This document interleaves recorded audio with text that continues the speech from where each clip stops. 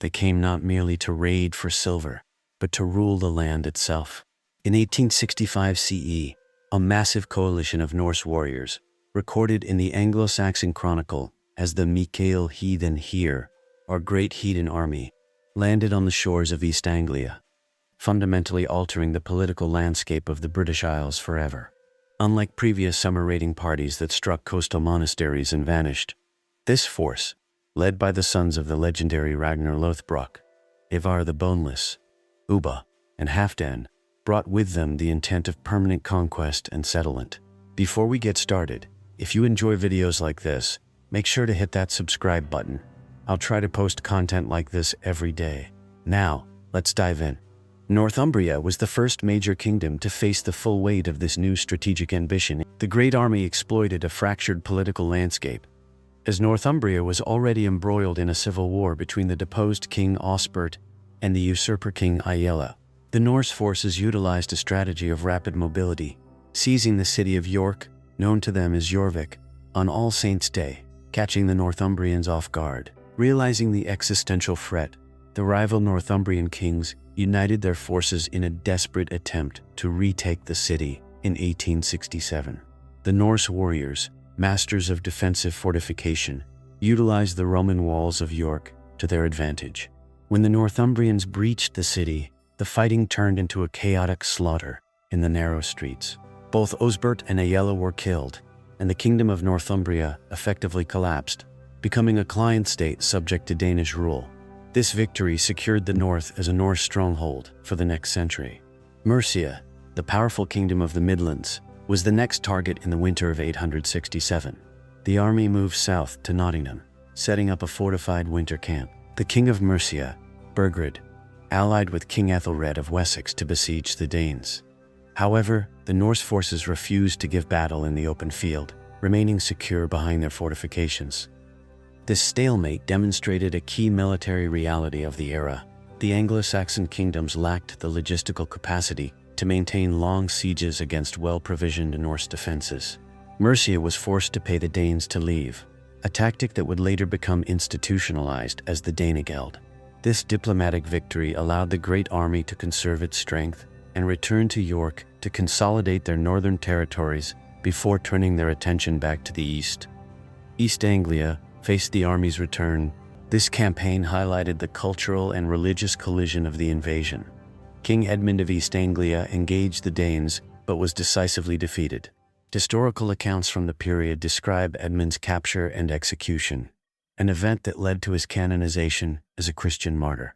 The specific military key to this victory was the overwhelming aggression of the Danish infantry and their ability to isolate the East Anglian forces before help could arrive from neighboring kingdoms.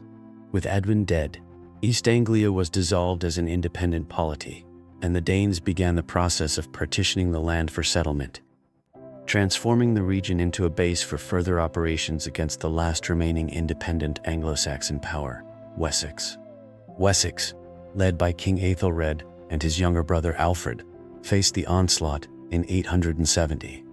The campaign began with the Danes seizing the strategic town of Reading.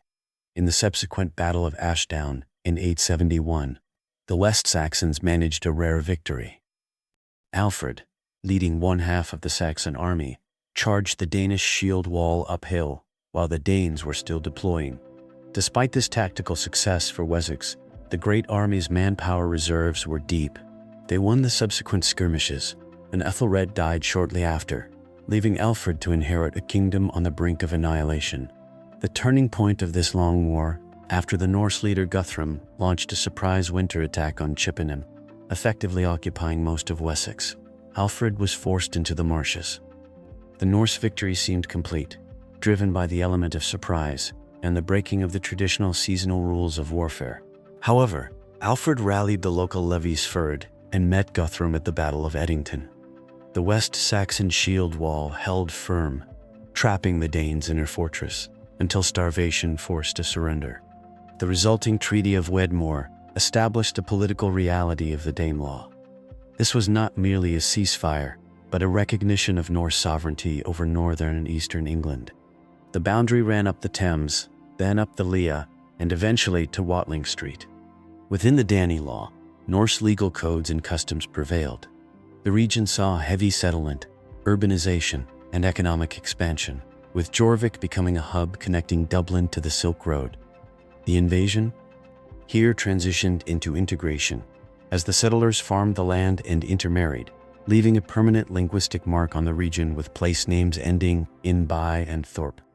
Peace was intermittent, and the invasions resumed with renewed intensity in the late 10th century, driven by the consolidation of royal power in Scandinavia.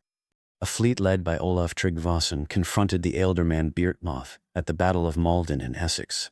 The Norse forces utilized the terrain of a tidal causeway to their advantage. When the confident Beorhtnoth allowed the Vikings to cross the causeway to ensure a fair fight, the Norse infantry, likely professional Jomsvikings or veteran raiders, annihilated the Essex militia. This defeat forced King Aethelred the Unready to pay a massive tribute of 10,000 pounds of silver, the first official Danegeld. This event signaled a shift from settlement warfare to economic extortion, draining the English economy to fund Scandinavian army building. The climax of the Norse expansion occurred in the early 11th century, under Sweyn Forkbeard and his son Cnut. This was no longer a migration of settlers, the state-level invasion by the Kingdom of Denmark. In 1013, Sweyn Forkbeard systematically intimidated the English earldoms into submission, forcing Aethelred into exile. Following Sweyn's death, his son Cnut contested the throne against Aethelred's son, Edmund Ironside. The decisive confrontation took place at the Battle of Ossendun in 1016. Cnut achieved victory through a combination of tactical positioning and the timely betrayal of the Mercian ealdorman Edric Straeona, who withdrew his forces from the English line at a critical moment. With this victory, Cnut became the king of all England. His rule marked the integration of England into a North Sea empire that included Denmark and Norway. Under Cnut, the invasions ceased because the invaders were now the government. He demobilized most of his fleet, paid them off with a final massive tax, and ruled as a Christian king, blending Anglo-Saxon and Danish laws. The era of the Viking invasions had successfully transitioned from violent incursions to a unified political establishment, placing a Dane on the English throne and securing a North Sea as a Scandinavian lake for nearly 2 decades.